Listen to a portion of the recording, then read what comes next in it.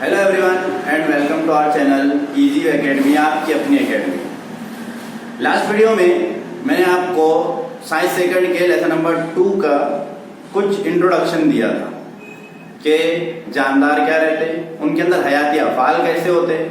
अब आज के वीडियो में मैं आपको बताने वाला हूँ जो हमारे साइंस सेकंड की किताब के पेज नंबर 13 पर दिया हुआ है कि जानदार और तवानाई की तैयारी। जानदारों के अंदर तवानाई कैसे तैयार होती है हमको देखना है, जो हम आज के इस वीडियो में देखेंगे। हमारे वीडियो को लास्ट तक जरूर देखिए, चैनल को सब्सक्राइब कीजिए और वीडियो को लाइक और शेयर जरूर कीजिए। और अगर कोई प्रॉब्लम आती है वीडियो को लेकर तो कमेंट सेक्शन में आप हमें बता सकते हैं। तो हमारे जिस्म में तवानाई के 3 मेन जराए हैं जहां से हमारे जिस्म को तवानाई सबसे ज्यादा मिकदार में मुहैया होती है। हमारे खाने में सबसे ज्यादा मिकदार होती है इन 3 चीजों की, कार्बोहाइड्रेट, प्रोटीन और चर्बी। ये 3 चीजें ऐसी है जो हमारे रोजमर्रा जिंदगी में इस्तेमाल किए जाने वाले खाने में मौजूद होती ही होती है। मीठी चीजें हम खाते हैं, बहुत सारे हम अनाज खाते हैं, फल खाते हैं, उनके अंदर ये तीनों चीजें मौजूद होती है और यही मेन जरिया है जिनके जरिए से हमारे जिस्म को तवानाई हासिल होती है। अब तवानाई क्या है, मैंने कल आपको बताया था। हमारे जिस्म में जो तवानाई है वो है एटीपी, एडेनोसिन ट्राइफॉस्फेट। मतलब कार्बोहाइड्रेट को इसमें कन्वर्ट करना पड़ेगा, प्रोटीन को भी इसमें कन्वर्ट करना पड़ेगा और चर्बी को भी इसमें कन्वर्ट करना पड़ेगा। तो शुरुआत करते हैं कार्बोहाइड्रेट से कि कार्बोहाइड्रेट एटीपी में तब्दील कैसे होगा। ठीक है, तो कार्बोहाइड्रेट को आम जबान में आप बोल सकते हो ग्लूकोज। सबसे ज्यादा कार्बोहाइड्रेट है ग्लूकोज। बहुत नाम सुने हमने, ग्लूकोज ग्लूकोज ग्लूकोज। ठीक है, ग्लूकोज का जो फॉर्मूला है वो है C6H12O6। ये फॉर्मूला है ग्लूकोज का। 1 मार्क के लिए आपको एग्जाम में पूछा जा सकता है कि ग्लूकोज का फॉर्मूला बताइए। अब हम क्या करेंगे, सबसे पहले जो अमल होता है कार्बोहाइड्रेट का वो है शक्कर पाशीदगी का अमल।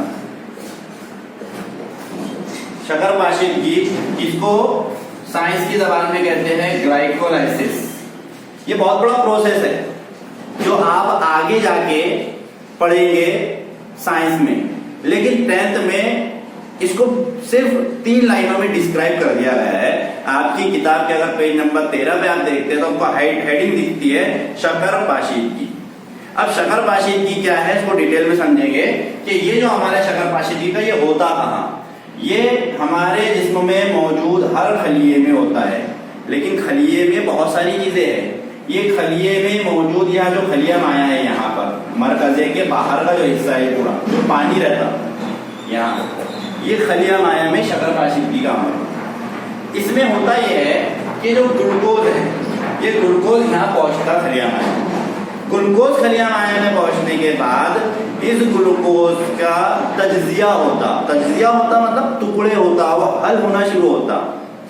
ठीक है, हल होने के बाद हमारे को पायरुविक एसिड नाम की एक चीज मिलती, NaDH2 नाम की एक चीज मिलती, FADH2 मिलता और पानी मिलता और कार्बन डाइऑक्साइड गैस मिलती। यानी एक ग्लूकोज जब टुकड़े होता है तो इतनी चीजें हमको देकर जाता। एक ग्लूकोज के टुकड़े होने से पायरुविक एसिड भी मिल रहा, हमको NaDH2 भी मिल रहा, कार्बन डाइऑक्साइड भी मिल रहा और पानी की सालमात भी मिल रही। ये सब हमारे को मिलता है खलिया माया में। ये तैयार हो गया खलिया माया में। खलिया माया में तैयार होने के बाद क्या होता है, मेन चीज जो इसमें तैयार हो रही है वो है पायरुविक एसिड। ये मेन चीज है, वो दूसरी चीजें तो खैर बनी रही, लेकिन ग्लूकोज के टुकड़े होने के बाद जो मेन चीज हमको देखना है वो है पायरुविक एसिड। हमारा सबसे ज्यादा फोकस पायरुविक एसिड पे रहेगा। ये पायरुविक एसिड तैयार होने के बाद पायरुविक एसिड कन्वर्ट हो जाता, तब्दील हो जाता एसिटिल कोएंजाइम ए में। ये एक मुरक्कब है acetyl coenzyme A. Pyruvic acid तब्दील हो जाता एसिटिल कोएंजाइम ए में। ये हमारा अभी कहाँ हो रहा, खलिया माया में। ये एसिटिल कोएंजाइम ए खलिया माया से चला जाता मरकजे में।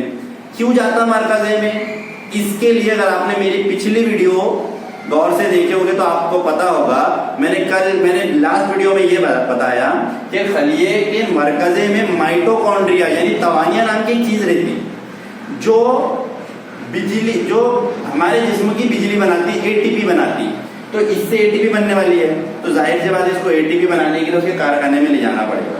तो एसिटिल कोएंजाइम ए जाता है खलिए के मरकजे में मौजूद माइटोकॉन्ड्रिया में। वहां पर जाने के बाद क्या होता, ये एसिटिल ये अलग हो जाता, कोएंजाइम ए से अलग हो जाता ये एसिटिल। एसिटिल अलग होने के बाद इस एसिटिल के ऊपर एक दूसरी रिएक्शन होती है, उस रिएक्शन का नाम है क्रेब साइकिल। क्रेब साइकिल या उसका दूसरा नाम है कार्बो ऑक्जेलिक एसिड दौर, दोनों नाम है उसके, आप जो बोलना चाहे। क्रेब साइकिल उसको इसलिए बोलते हैं क्योंकि ये जो मैं पढ़ाने वाला हूं आपको कार्बो ऑक्जेलिक एसिड दौर, उसको क्रेब नाम के साइंटिस्ट ने दरियाफ्त किया था, इसलिए उसका नाम क्रेब साइकिल रख दी है। तो अब क्या होता है, ये एसिटिल गया मरकजे में, मरकजे में एसिटिल जाने के बाद क्या हुआ, ये एसिटिल के ऊपर क्रेब चक्कर हुआ, तामुलात हुए और ये एसिटिल तब्दील हो गया। किस चीज में तब्दील होता, एसिटिल तब्दील होता NADH2 FADH2 ATP और CO2, ये चार चीजें बनती है। अब चाहिए हमको ATP, तो ATP तो बनी रही, कार्बन डाइऑक्साइड गैस हमारे नाक के जरिए से बाहर खारिज हो जाएगी, NADH2 और FADH2, एक NADH2 से 3 ATP बनते और एक FADH2 से 2 ATP बनते। अब NADH2 और FADH2 को ATP में तब्दील करने का जो अमल है उसको बोलते ETC रिएक्शन, जो आपको पेज नंबर 14 पर दिया हुआ है। ठीक है, अब ये हमने देख लिया कि कार्बोहाइड्रेट से पायरुविक एसिड, पायरुविक एसिड से एसिटिल कोएंजाइम ए और एसिटिल कोएंजाइम ए से NADH2 FADH2 और उनसे ATP तैयार होता है। हमारे इसमें ATP तैयार हो गई, कार्बोहाइड्रेट से देखेंगे। अब प्रोटीन से भी देखेंगे और चर्बी से भी देखेंगे।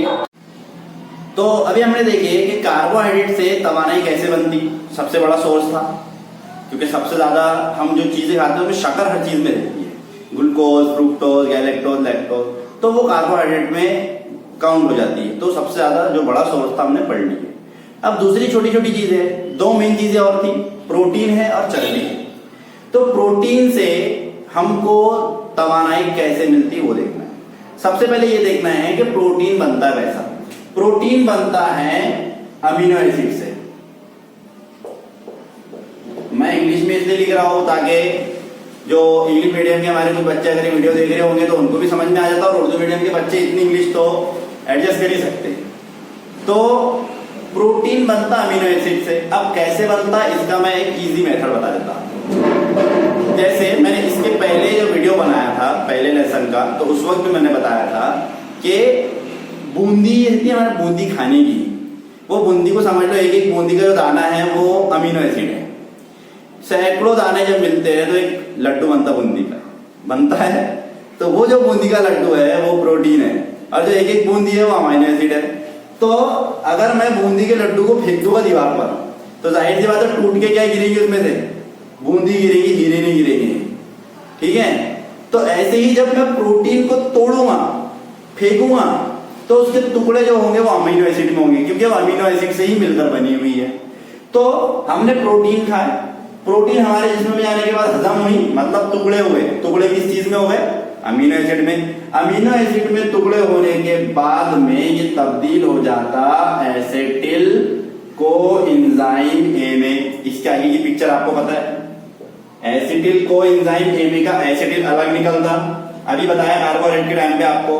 और वो एसिटिल अलग निकलने के बाद उसके ऊपर रिएक्शन होती, क्रेब चक्कर होता उसके ऊपर, NADH2 FADH2, उसके बाद ATP और CO2 ये बनता है। ये हमने अभी मैंने आपको बता दिया।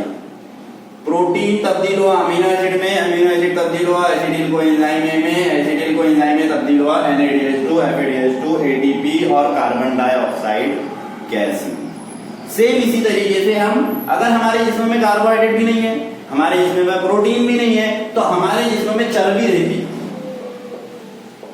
इंग्लिश में बोलते उसको फैट। हमारे जिस्म में चर्बी रहती, फैट। ये चर्बी बनी हुई रहती है रोगनी मादों से।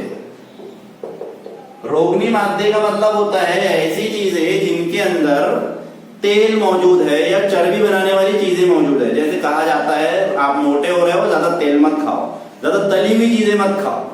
क्यों मत खाओ? क्योंकि वो हमारे जिस्म में चर्बी बनाने का काम करती है, रोगनी मादे है वो।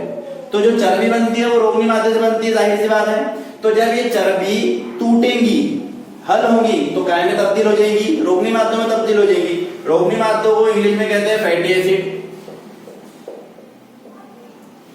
चर्बी तब्दील हुई रोगनी मादे में, रोगनी मादे तब्दील हो जाते हैं एसिडिल को एंजाइम में। वापस वहीं आ गए अपन वहीं आ गए। चर्बी से रोगनी मादों से एसिडिल को एंजाइम में। यहाँ से सब सेम है। एसिडिल को एंजाइम ए के ऊपर क्रेब ताम्बुलात होते, क्रेब ताम्बुलात होने के बाद NADH2 FADH2 ATP और कार्बन डाइऑक्साइड। चर्बी, रोगनी मादे, एसिडिल, NADH2 FADH2। कार्बोहाइड्रेट देखे थे, ये कार्बोहाइड्रेट तब्दील होता है पायरेविक एसिड में। पायरेविक एसिड क्या में तब्दील होता? एसिडिल को एंजाइम में, NADH2 FADH2 ATP। इसका एक टेबल दिया हुआ है पेज नंबर 15 पर। अब मैं आपको वो टेबल बताने वाला हूं। मैं यहाँ टेबल लिखूंगा और वो टेबल आपको समझाऊंगा, तो आपको बहुत अच्छे तरीके से समझ में आ जाएगा। आपको मेरे पीछे टेबल बना हुआ दिख रहा है। ये टेबल अगर आपको बोर्ड पर समझ में ना आए तो अपनी साइंस सेकंड की किताब के पेज नंबर 15 पर जो पिंक कलर का टेबल है वो टेबल मैं आपको समझा रहा हूं। अगर बोर्ड पर नहीं दिख रहा है आपको तो किताब सामने लेकर बैठना है। हमने ये जो टेबल बनाया है ये मैं आपको समझा चुका अभी। अब आप बोलेंगे सर आपने तो अलग अलग समझाए थे, कार्बोहाइड्रेट अलग समझाया, प्रोटीन अलग समझाया, चर्बी अलग समझाया। देखिए कार्बोहाइड्रेट की मैंने बोला शक्कर पाशीदगी होती, शक्कर पाशीदगी होने के बाद क्या बनता? पायरेविक एसिड। कार्बोहाइड्रेट की शक्कर पाशीदगी होने के बाद पायरेविक एसिड बनता। फिर वो पायरेविक एसिड तब्दील होता है एसिडिल को एंजाइम में। ये एसिडिल जाता मरकजे में, क्रेब चक्कर होता और CO2 H2O NADH2 FADH2 ATP बनता। अब आपकी किताब में चार्ट दिया हुआ है उसमें NADH2 FADH2 ATP नहीं लिखा हुआ है, बल्कि इसके बदले लिखा हुआ है तवानाई। तो अगर आप तवानाई लिखते हैं तो भी चलता है, अगर आप तवानाई नहीं लिखते हैं तो जाहिर सी बात है इन तीनों चीजों से तवानाई ही हासिल हो रही है अपने को। अंडरस्टूड है, बताने की जरूरत नहीं है। अब हमने देख लिया कार्बोहाइड्रेट शक्कर पाशीदगी होने के बाद पायरेविक एसिड तब्दील होता है एसिडिल को एंजाइम ए में, एसिडिल को एंजाइम ए के ऊपर क्रेब चक्कर होते हैं और तवानाई तैयार होती है। अब प्रोटीन अमीनो एसिड से बना हुआ है तो तब्दील हो जाता है अमीनो एसिड में, अमीनो एसिड तब्दील हो जाता है एसिडिल को एंजाइम ए में, क्रेब चक्कर होते तवानाई हासिल होती।